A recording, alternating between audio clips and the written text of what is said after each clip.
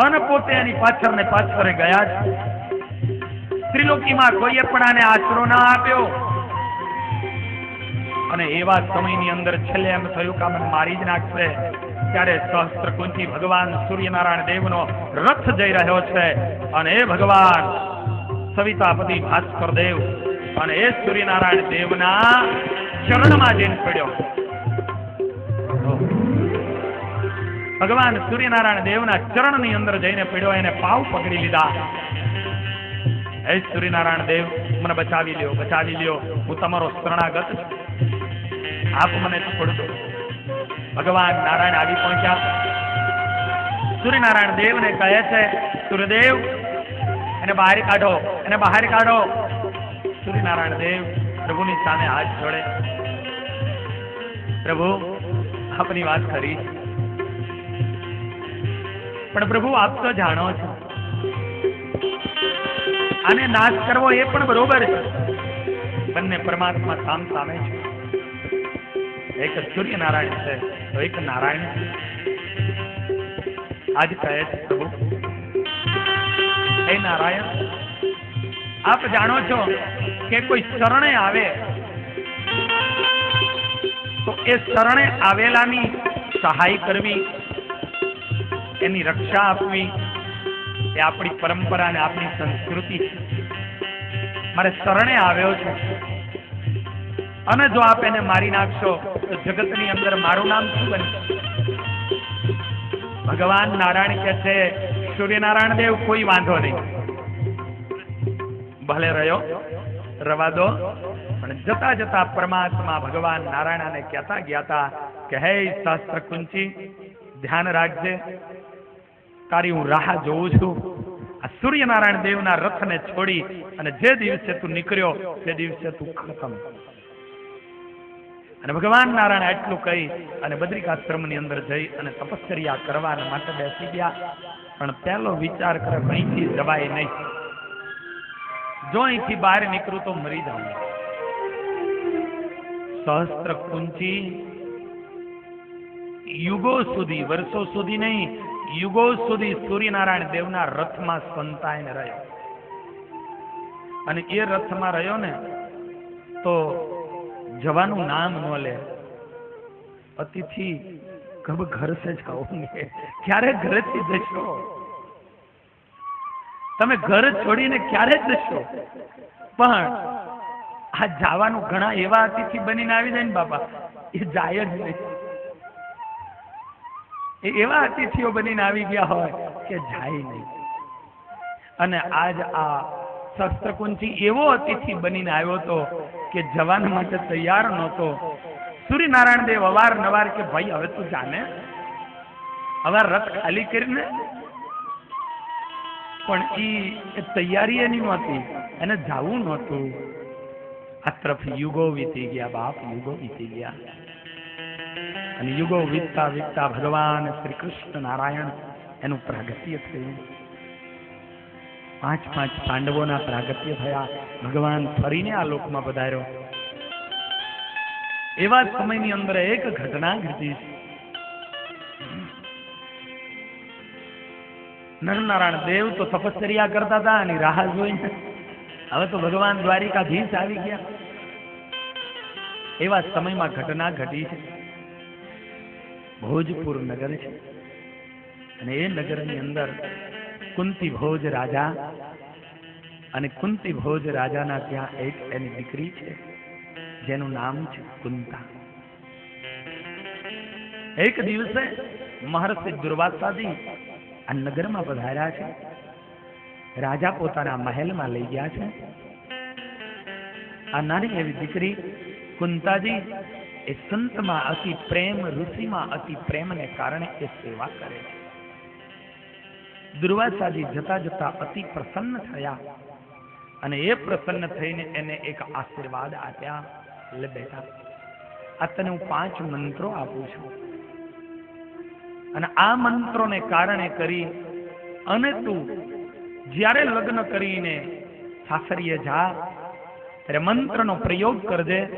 સાક્ષાત દેવ તારા અંશેથી પ્રગટ થશે, તારી કુખેથી. દેવના અંશો તારી કુખેથી પ્રગટ થશે બેટા. અને કુંતાજીને 5 મંત્રો આપી દીધા. શું સંત સેવા હોય છે, શું એના ફળ હોય છે. મેં સવારે જ વાત કરી હતી આ પરિવારો, અને હું એ વાત કરતા કરતા બીજી વાતમાં વયો ગયો હતો. હું એ કહેતો હતો કે આ ધરતીની ભૂમિ જેવી છે બાપ. એ સાધુ સંતો એને જુએ ને એની અંદર એ બસ સેવામાં ઉતપ્રોત થઈ જાય. દરેક પરિવારો કોઈના નામો નથી લેવામાં આવે. આ વિરમગામની ભૂમિ અને અહીંનો આ સત્સંગ, અહીંની આ ધાર્મિકતા એવી છે કે સાધુ સંતોને જુએ બસ રાજી થઈ જાય. તમારો ઉતારો છે. આમ જુઓ કેટલા વાના કરતા હોય. ઘણી વાર એવું થઈ જાય કે આવું જ સુખ મળશે, જવાનું મન નહીં થાય. કેટલી વાર આવીને પૂછે આમ જોઈએ, શું જોઈએ, આ કરીએ. બસ આ ભાવ છે. નાનો એવો હતો, કથા કરવા વર્ષો પહેલા આવ્યો હતો. મોહન બાપા આગેવાન હતા, અને એ દિવસોથી લઈને આજ સુધી જોઉં છું એ ભક્તોની કેવી ભાવના છે. બસ સાધુ સંતો, સંન્યાસીઓ, મહાપુરુષોમાં આ ભાવ રાખજો. અરે સંતન કે સંગ લાગ રે, જયો સાધુ કે સંગ લાગ રે, તેરી अच्छी बनेगी. जय हो. संतन के संग लाग रे, तेरी अच्छी बनेगी, अच्छी बनेगी, तेरी अच्छी बनेगी. जय हो. अच्छी बनेगी, तेरी अच्छी बनेगी. साधु के संग लाग रे, तेरी अच्छी बनेगी. સાધુ સંતો એના સંગ જો તમે રાખશો, તમારું જીવન સારું બની જશે. તમે કલ્પના નહીં કરી હોય એટલું તમે મેળવી લેશો. ध्रुव की बनी प्रहलाद की बन गई. કોની બની જીવન જિંદગી. ध्रुव की बनी प्रहलाद की बन गई, और बनी रोहिदास रे, तेरी अच्छी बनेगी. संतन के संग लाग रे, तेरी अच्छी बनेगी. જય હો. એ ધ્રુવજી સંત નારદના યોગમાં આવ્યા, એ પ્રહલાદ યોગમાં આવ્યા, અરે સંત રોહિદાસ સંતોના યોગમાં આવ્યા. બાપ શાંતિ જેવું. कहत कबीर सुनो भाई साधु, कहत कबीर सुनो भाई साधु, सबसे तेरो बड़ो भाग रे, अच्छी बनेगी. सबसे बड़ो तेरो भाग रे, अच्छी बनेगी. संतन के संग पूरन कमाई, संतन के संग लाग रे, तेरी આજ अच्छी સંતોના સન્નમાં આવશો, એના આશીષ લેશો, એની સેવા કરશો. કલ્પના નહીં કરી હોય તમારા ભાગ્યના પાંદડાઓ બદલાઈ જશે. બાપ તમારા ભાગ્યના પાંદડાઓ બદલાઈ જશે. ભાઈઓ એ સંતોના સમાગમમાં જાય, માતાઓ બહેનો હોય ને એ સાંખ્ય યોગીઓના સમાગમમાં જાય. કેવા તપસ્વીઓ એ પણ બહેનો હોય છે. આજે પણ એ જીવબા, લાડુબા, મધુબા, પાંચુબા એની પરંપરાઓ આજે પણ એમાં જો તમારી દિવ્ય દ્રષ્ટિ કરો, એ ભાવ કરો, તો આજે પણ તમને એમાં એમ જ આજ કેવી એની ભક્તિ હોય છે, કેવી એની શક્તિ હોય છે.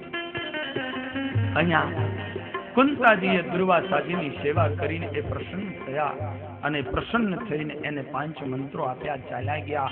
વર્ષો પછી વર્ષો વયા ગયા અને એ વર્ષોને અંતે જતા જતા જતા યુવા અવસ્થાએ પહોંચેલા કુંતાજીએ એક દિવસ વિચાર કર્યો, આ ગુરુદેવ મને મંત્રો આપીને ગયા છે, લાવ જોઈ તો જોઉં, હું જરા જોઈ તો જોઉં એ કેમ છે. ગંગાને કિનારીએ સાહલીઓની સંગાત છે એ ગયા છે અને ત્યાં એને સ્નાન કર્યું છે અને વહેલી સવારે સ્નાન કરી અને પ્રથમ